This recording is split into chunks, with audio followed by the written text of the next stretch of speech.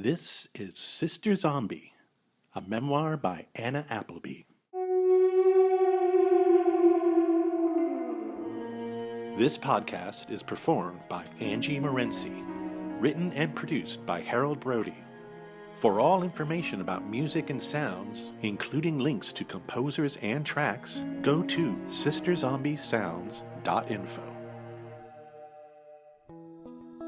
When we last left our story, Anna had performed a casual zombification ritual on a dead frog, and much to her shock, the ritual may have worked, though she wanted nothing to do with it.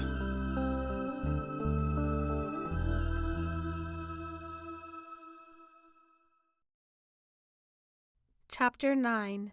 Nobody, Somebody. There's a force in this world that I don't understand. This force is wholly of human construct, yet it exerts over me and likely countless others with the same audacity as gravity or relativity. And nowhere in this world is it more prevalent than in high school, where it rules above all other physical laws with an iron fist. I'm talking about, of course, that dreaded scourge, popularity. What causes it? From where does it spring? How does it spread? What feeds it? And how does it ultimately die? There is no text, no class on the subject, and this fact only in turn promotes the mystical aura surrounding it. All we can know about it is what we observe. It's like a new science in its flat earth stage. But perhaps searching for its wellspring is not only futile, but pointless. Best we deal with its effects, which are gargantuan. The gray area of popularity is indeed slim. Most of the time you either have it or you don't. I described it this way because I liken it to a disease. I would say that, of course, because I don't have it. I am remarkably free of the fungus, the sick, the tuberculosis of the popular. I live in a plastic bubble of the soul where all remnants of the virus have been forever extinguished. It's clear to me that those who have the disease don't know they have it. They operate in the haze of an ignorant bliss. Without any essential self-awareness, they are free to explore unfettered the mores of behavior so repugnantly amoral that they are forced instinctively to seek out others like themselves, lest they be judged. And so develops a code of conduct specific to their breed.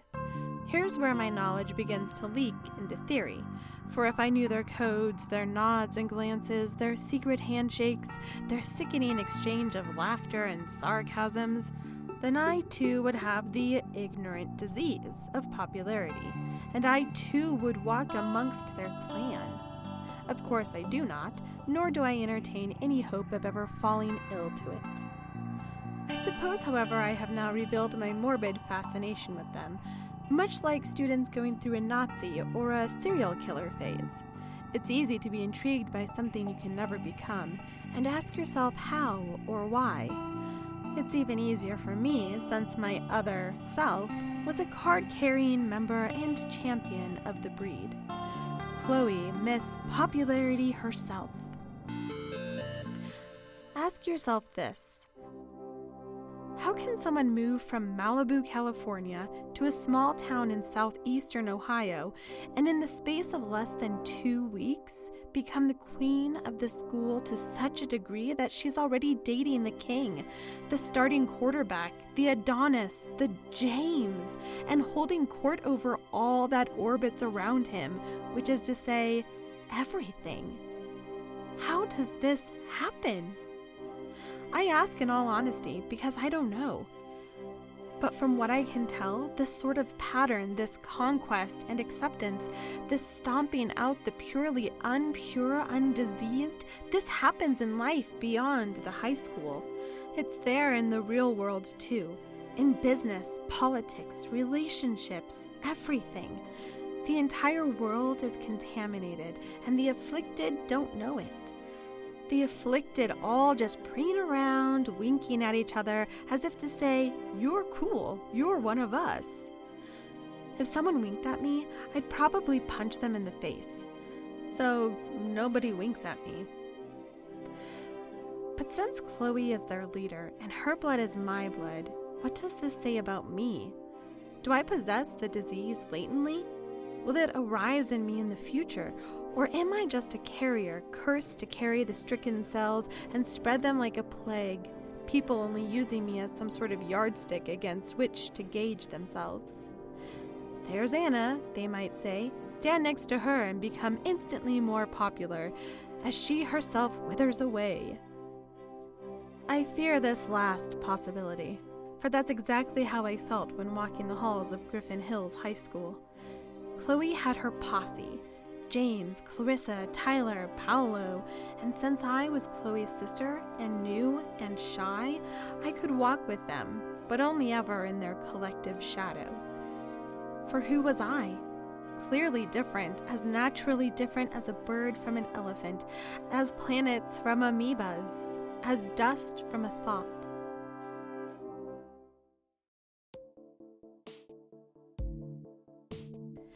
I was lucky enough to have James as a classmate in 3 of my 6 classes. The previously discussed art, biology, and now English, which was taught by a flaky New Age nutter by the name of Ms. Bowles, who wore floor-length skirts one could imagine were made of gingham, along with psychedelic paisley oversized men's collared shirts, loose enough so at times you could see the greasy white tank top she wore underneath. Seriously, I'm a fashion retard, but if students have to have a dress code, what about teachers? Even I could see she was a nightmare. What with her frizzed out super hair, thick-rimmed, try-hard hipster glasses, and about a dozen woven Native American bracelets on each wrist. I mean, what sane person designs such a look? How could we listen to her in earnest? Close one's eyes, I guess. Anyway, she didn't really seem to care if anyone in her class was listening to her lectures or not, which suited me, of course, as my reading list transcended the canon. I still had my voodoo book, though by this time I was less interested in my episode under the bleachers with the frog, and more interested in refocusing my learning on simple mind control, with James as my obvious target. I was inspired as I read, seeing how once again, just as before in biology class, I could glance up and behold him all aglow, sitting near me. Unfortunately, and my hesitation to mention this is wholly purposeful, sitting next to James was my wondrous other self, the bitch Chloe, who distracted James from his natural state of beauteousness, for Chloe seemed to uglify everything she contacted. The only upside was that at least my glances at James stood less chance at being noticed, as James and Chloe slipped at times into their own little bubble world. Puke. Bowles walked by Chloe resplendent in her cheerleading uniform and said something funny for her. Clearly the mother of all uniform violations, Bowles quipped. Chloe broke from her James flirtations and was quick to respond. I am the future of cheerleading at this school. Go ahead and imagine that coming out of her as asshole as possible, because that would be correct. Well, by the by, said Bowles, I think the universal appeal of our author in question is sacrosanct. Listen! What the fuck? Bowles continued to pace, now lowering her stupid glasses to read from a small volume. At the tender age of 23, Emily Dickinson withdrew from social contact and cloistered herself in a golden tower, fettered by her love for ingenuous emotion, propelled by a singular holy vision, yet still utterly alone. Now, listen to this poem. I was listening all right. She had me at cloistered. Now, of course I had heard of Emily Dickinson, but only as one has heard of any other popular writer that they force down your throat at school. Plus, I wasn't really into poetry, It always seemed to me to be overly clever, and all we ever did in class was try to figure out what the poet was really trying to say. If the goddamned poet wanted to say something, then the goddamned poet should just say it, not smush it up in some flowery bullshit. That's what I thought then, anyway. But this Dickinson chick sounded different right from the start. Anyone who withdraws from social contact deserves my ear, for at least to be considered. Bowles read the poem. I'm nobody. Who are you? Are you nobody too? Then there's a pair of us. Don't tell! They'd banish us, you know. Holy shit. A few total fucking assholes tittered and giggled at that moment, and I wanted to machine gun them all in the face with the bazooka. I quickly dashed aside this guttural malice as Bowles, oblivious to her students as ever, kept reading. How dreary to be somebody, how public like a frog, to tell your name the livelong day, to an admiring bog.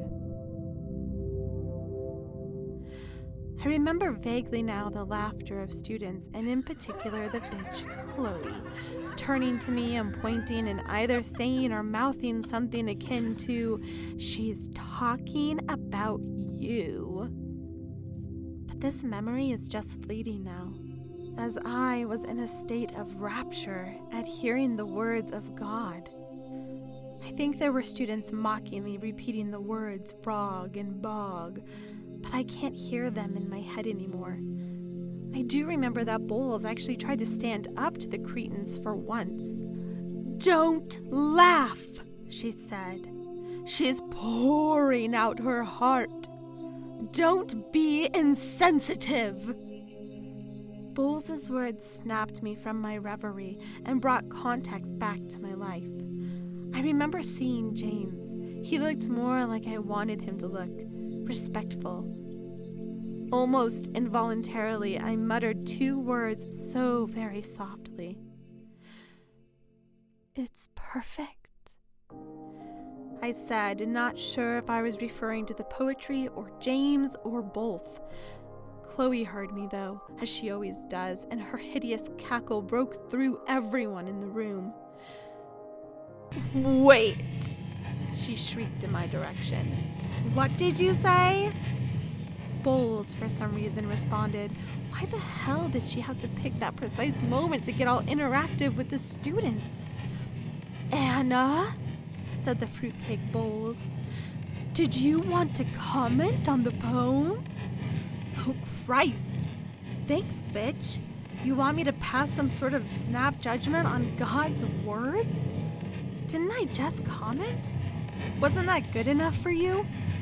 The rest of the class, of course, seized on this opportunity to fuel their cruelty and heave it at me, yelling their "go-ons" and "come on, Annas," and generally being dicks. Chloe, as usual, took the lead. "Go, Anna," she belted. "Tell us what you think about the froggy bog." That was a cunt thing to say on so many levels, but stupid Bowles didn't pick up on it. She just kept at me. "Quiet, everyone!" Bowles yelled. "Let Anna speak!" At this point, I was nearly outside my body, watching myself dissolve like frames of a movie caught in a projector. The only thing that tethered me to this world was the gentle gaze of James, so unlike everyone else in the room. He had sympathy for me. But then even James had to look away. That was it. Inside of me, cells were dying. My being was becoming less. I got up from my desk and ran from the room.